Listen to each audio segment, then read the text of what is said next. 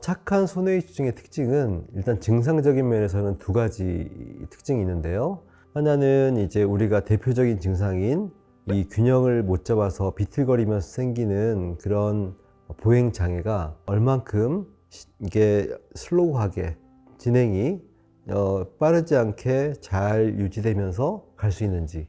그 다음에 또 한 가지는 이제 자율신경 기능인데요. 이 손해위축증의 또 주된 증상 중에 큰 그룹이 자율신경 장애거든요.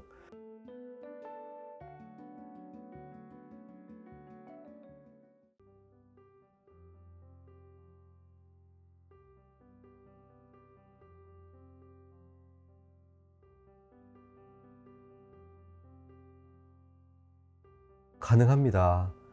사실은 우리가 손해위축증 또 비슷한 계열로서 다게툼 위축증 이런 것들은 아무래도 파킨슨보다는 예후가 안 좋고 증상도 좀 더 이렇게 폭이 넓기 때문에 아무래도 파킨슨보다는 좀 관리가 어렵다라는 건 평균적으로는 맞는 얘기인데, 이게 손해위축증의 어떤 유형에 따라서 그 가능성이 달라집니다. 솔직히 그에 의해서 착한 손해위축증이 될 수 있냐 없냐의 확률이 좀 달라지긴 하지만 착한 손해위축증은 가능하다고 저는 생각합니다. 착한 손해위축증의 특징은 일단 증상적인 면에서는 두 가지 특징이 있는데요. 하나는 이제 우리가 대표적인 증상인 이 균형을 못 잡아서 비틀거리면서 생기는 그런 보행 장애가 얼만큼 이게 슬로우하게 진행이 빠르지 않게 잘 유지되면서 갈 수 있는지. 그 다음에 또 한 가지는 이제 자율신경 기능인데요. 이 손해위축증의 또 주된 증상 중에 큰 그룹이 자율신경 장애거든요. 근데 이 자율신경 기능 장애가 초반부터 생기고 그것이 좀 빠르게 진행이 될수록 이게 착한 손해위축증이 되기가 어렵습니다. 왜냐하면 자율신경 기능이란 것은 굉장히 폭이 넓어서 너무 여러 가지 면에서 이게 이제 어떤 생리적 기능에 영향을 줄 뿐더러 이제 삶의 질이 너무 많이 떨어지기 때문에 그로 인해서 이게 전반적인 악화가 빨라질 수밖에 없거든요. 그래서 결과적으로 이 두 가지, 그러니까 이 균형 장애에 의한 보행 장애와 그다음에 자율신경 기능 장애, 이 두 가지가 얼마큼 잘 제어되느냐.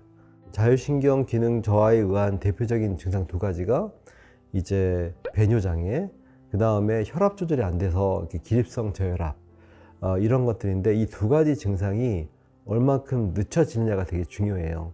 물론 짧게는 처음 2, 3년간, 길게는 5년간 이 독립보행과 그 다음에 이 자율신경 기능 장애 증상이 좀 미뤄지는 거, 이것이 굉장히 중요한 조건이자 특징이라고 할 수 있겠습니다.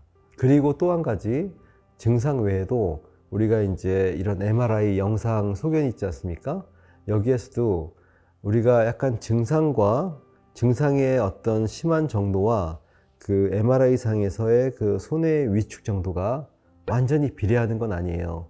그 외에 다른 또 요소들이 있기 때문에 실제로 이렇게 손해의 위축 정도가 약한데도 증상이 심할 수가 있고, 위축이 좀 심한데도 증상은 경미할 수가 있는데, 이 병의 관점에서는 사실은 증상이 더 중요하기 때문에 이제 증상 위주로 봅니다만, 그럼에도 불구하고 이 MRI 상에서의 그 손해 위축 정도가 심할수록 이제 착한 손해위축증으로 끌고 가기가 좀 쉽진 않습니다. 재활 운동을 한다거나 여러 가지 치료를 할 때 이게 회복이 될 수 있느냐의 정도는, 이게 손해 위축 정도가 심하지 않아야만 거기에서 어떤 우리가 뇌의 가소성이랄지 어떤 뇌의 어떤 활력의 회복을 기대할 수가 있는데, 너무나 이게 위축이 심해지면은 재활 개념에서 이게 한계가 있거든요. 그래서 그런 부분도 또 같이 고려의 대상일 수 있습니다. 일단은 제가 그 주요 특징이라고 했던 두 가지, 이 두 가지 증상을 얼마큼 잘 끌고 가냐에 대한 건데, 물론 이제 아예 어떤 유형 자체가 균형장애에 의한 보행장애와 그다음에 자율신경계 증상이 아주 경미하게 시작이 돼서 유지가 되는 경우도 있어요. 이거는 그냥 태생 자체가 착한 손해위축이죠. 이러한 경우도 있지만, 이제 그렇지 않은 경우가 사실은 더 많은데, 이제 이런 경우에 결국은 이 두 가지 증상을 어떻게 잘 끌고 가냐의 문제라고 했죠.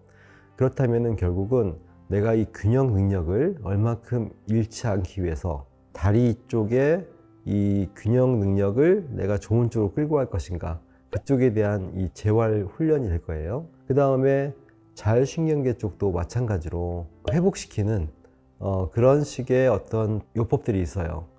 그런 것들을 이제 꾸준하게 하셔야죠. 물론 이제 한방에서는 상대적으로 이 자율신경 기능을 좀 더 한약에 의해서 회복시키는 그런 쪽이 잘 돼 있기 때문에 그런 식의 도움을 받는 것도 중요한 의미가 있을 거고요. 자, 그래서 이 첫 번째, 이제 이 균형 장애에 의한 보행 장애를 우리가 잘 끌고 가기 위해서는 매일매일 이게 이제 한 발로 서는 그런 식의 운동과 그 다음에 그거를 평가하는 게 필요합니다. 그냥 내가 뭐 다리에 힘을 기른다 이런 차원이 아니고 이 뇌에 굉장히 중요한 재활 피드백을 주는 거거든요. 기본적으로 손의 위축이라는 거에서 이 뇌의 가소성이라는 것을 전제를 두지 않으면 그거는 사실은 어렵죠. 착한 손의 위축이 된다는 전제는 뇌는 계속 아무래도 노화라는 거에 의해서라도 계속 나빠질 수밖에 없는 건데, 이 뭔가 내가 좋은 자극을 줬을 때 그 좋은 자극으로 인해서 뇌가 다시 활성화되고 살아나는, 또는 주변에 있는 어떤 그런 그 뇌세포가 그 역할을 대신할 수 있는 뭐 이런 식의 뇌의 가소성이라는 것 자체가 상당히 중요한 어떤 전제인데, 그 뇌의 가소성이라는 게 그냥 되는 게 아니고 아주 적절한 자극을 줘야만 되는 거예요. 그러니까 제가 환자분한테 얘기할 때 저희 한약만 드셔서 되는 게 아니라 저희 한약을 드시면서 동시에 그 뇌를 활성화시킬 수 있는 자극을 같이 줘야만 시너지가 납니다. 그렇게 말씀을 드리는데, 이 균형 장애에 대해서 자극을 줄 수 있는 가장 적극적인 운동이 한 발로 서는 거란 말이죠. 그래서 한 발로 서서 내가 얼만큼 버티냐, 이런 것이 굉장히 효과적인, 그냥 걷는 것보다. 또 이게 좋은 점이 그걸 통해서 내 상태를 평가할 수 있다는 거예요. 그래서 제가 환자분들한테 이 한 발로 서는 거, 이 외발로 서는 거를 운동하면서 또 그거를 기록을 하라고 하는 이유가, 그 기록을 통해서 본인의 상태가 좋은 쪽으로 가고 있는지 나쁜 쪽으로 가고 있는 거를 평가할 수가 있거든요. 그래서 우리가 이 균형에 대한 균형 장애에 의한 보행 장애의 재활, 그 다음에 좋은 쪽으로 유지할 수 있는 그런 하나의 좋은 수단이 될 수 있다는 거고, 또 한 가지 이제 자율신경 기능 저하 장애로 인한 그런 어떤 증상들은 자율신경 기능을 회복시킬 수 있는 가장 보편적인 그런 훈련이라고 한다면 호흡이 있습니다. 호흡. 우리가 호흡이라는 것은 사실은 우리가 생명활동을 유지하는데 가장 기본적인 활동 중에 하나인데, 대부분 생명활동을 유지하는 아주 기본적인 활동들은 전부 다 우리가 의지로 컨트롤할 수 없는 것들이에요. 대표적인 것이 심박동 같은 거죠. 이런 것들은 제가 조절할 수가 없는 건데, 거의 유일하게 생명활동에 가장 직접적이면서 내 스스로 조절할 수 있는 그런 것이 호흡입니다.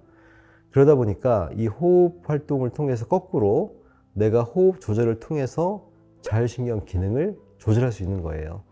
그래서 호흡을 이용해서 자율신경 기능을 활성화시키고 회복시키는 그런 방법들이 사실은 좀 다양하게 있습니다. 그런데 이제 이런 것들을 가장 기본적이고 가장 핵심적인 것 위주로만 제가 설명을 드린다면, 천천히 깊게 쉬는 겁니다. 우리가 가장 대표적으로 복식 호흡을 생각할 수가 있는데, 배로 숨을 쉬면은 자연스럽게 이 흉식 호흡에 비해서 숨이 깊어지고 숨의 어떤 길이가 좀 더 늘어납니다. 근데 이렇게 호흡이 깊어지고 호흡 간격이 늘어나는 것은 자율신경에서 부교감신경이 올라가는 거예요. 이완이 되고 부교감신경을 직접적으로 강화시킵니다. 그래서 부교감신경이 강화되면 이게 이제 자율신경의 특성상 이 부분이 이제 처음에는 교감, 부교감이 이제 자율신경의 하나의 이제 구성 요소인데, 이 부교감이 올라가게 되면은 나중에 점진적으로 이 교감도 같이 따라 올라갈 수 있습니다. 그래서 이렇게 호흡을 통해서 부교감의 신경을 활성화시키면은 자연스럽게 밸런스를 맞추기 위해서 따라온다. 그래서 이런 호흡을 통해서 이 부교감 신경을 항진을 먼저 시키고 또 그에 따라서 자연스러운 운동 활동하면서 교감이 따라오는 이런 식으로 하면 자율신경 기능이 어느 정도 올라갈 수가 있고 또 뇌에서도 자율신경 관련한 부위의 어떤 그 가소성, 뇌의 어떤 회복력을 올릴 수가 있다.